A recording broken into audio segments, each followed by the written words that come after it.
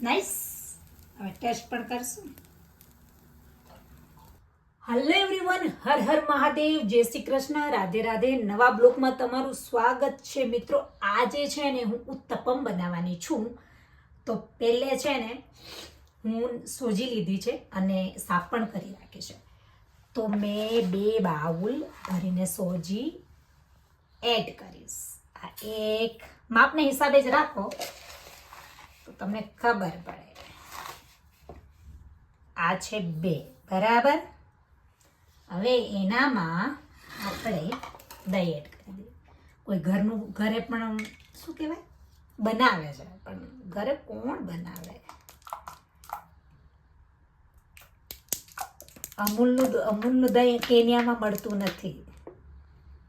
એવી રીતના 2 કટોરી સોજી લીધી છે તો 2 કટોરી દહીં પણ એડ કરવાનું.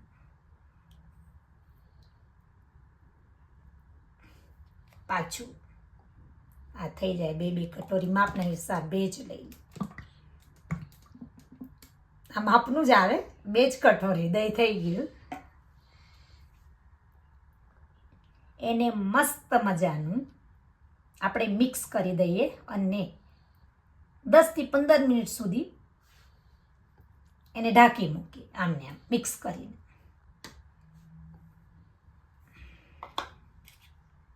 પછી એને મસ્ત ચમચીથી મિક્સ કરી લઈએ. તો મિક્સ થઈ જાય એટલે સૂજી છે ને ફૂલી જાય. સાદી ભાષામાં શું થઈ જાય? ફૂલી જાય. 10 થી 15 મિનિટ સુધી એને રેસ્ટ ઉપર છોડી દેવાની. ધીમે ધીમે રીતના જોઈ શકો છો એકદમ બરાબર મિક્સ કરી લીધું છે. એને આપણે 10 થી 15 મિનિટ સુધી રેસ્ટ પર રાખીએ.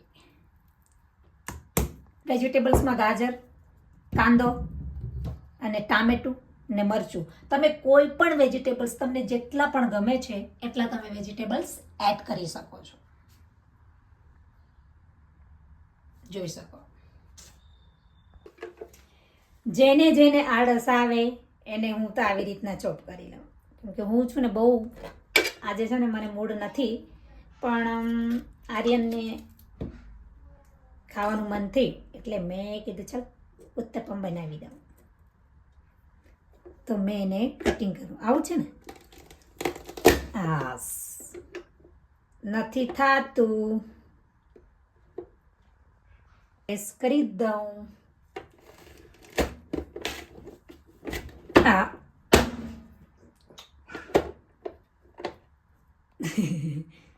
કટિંગ તો થયું છે ફાઇન.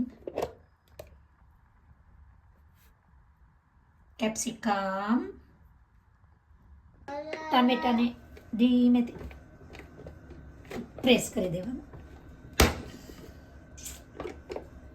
નો ડાઉટ થઈ તો ગયું.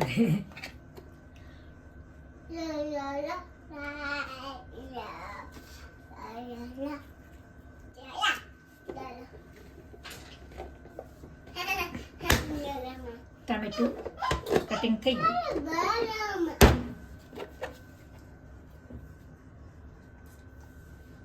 ઉત્તપમ બનાવવાનું હોય ને તમે ગમે એ વેજીટેબલ્સ એડ કરી શકો છો. લીલા ધાણા, ટમાટર, ગાજર, લીલું મરચું, કાંદો અને કેપ્સિકમ શકો છો.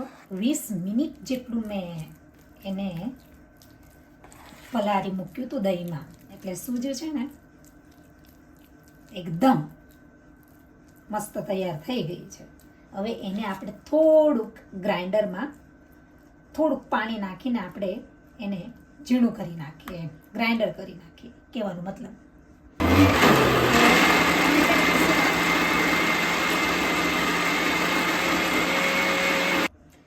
જોઈ શકો છો એકદમ છે ને પતલું થઈ ગયું છે. બહુ ગાઢું નહીં રાખવાનું, કેમ કે એમાં પાછા બધા વેજીટેબલ્સ પડશે ને, તમે જે એડ કરવાના હોય એટલે આવી રીતના એનું રાખવાનું. એમાં છે ને થોડુંક ગાજર, બરાબર, થોડુંક કેપ્સિકમ,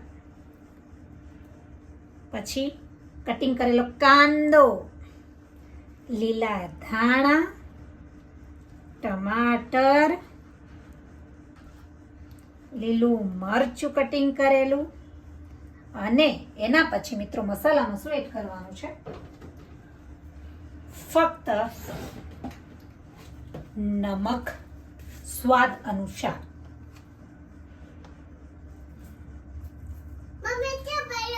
કેમ કે વેજીટેબલ્સ થોડાક રાખવા પડશે એના ઉપર પણ મૂકવા માટે.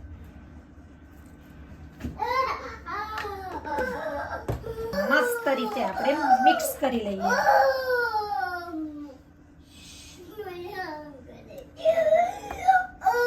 આપણે એને છે ને આ બધા વેજીટેબલ્સ એમાં એડ કર્યા, ત્યારબાદ એને મસ્ત રીતે મિક્સ કરી લઈએ છીએ. જોઈ શકો છો મિક્સ થઈ ગયું છે. તેલ એના ઉપર એડ કરી દઈએ. યસ, થઈ ગયું. હા, ફિનિશ. જા મૂકી દે. અત્યારે હું ચીલાને મૂકી દઉં ઉત્તપમને.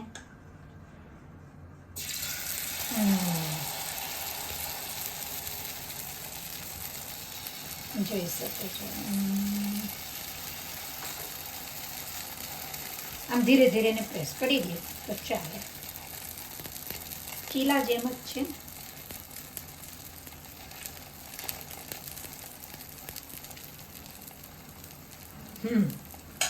ધીમી આંચે ચડાવવાનું. પછી એના ઉપર છે ને કટિંગ કરેલી બધી જ વેજીટેબલ્સ છે એ એડ કરી દેવાની. એવી રીતના. બરાબર. જોવા જાય તો પિઝા જેવી સિસ્ટમ છે.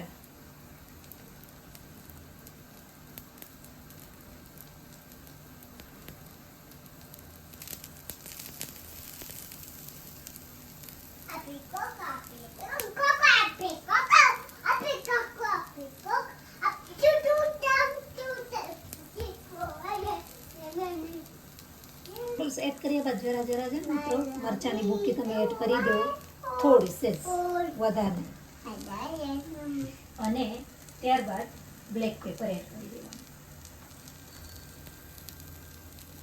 એવી રીતના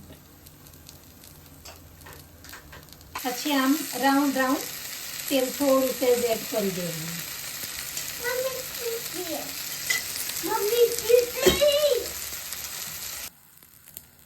યસ, થઈ ગયું ઉત્તપમ. નાઈસ. હવે ટેસ્ટ પણ કરશું.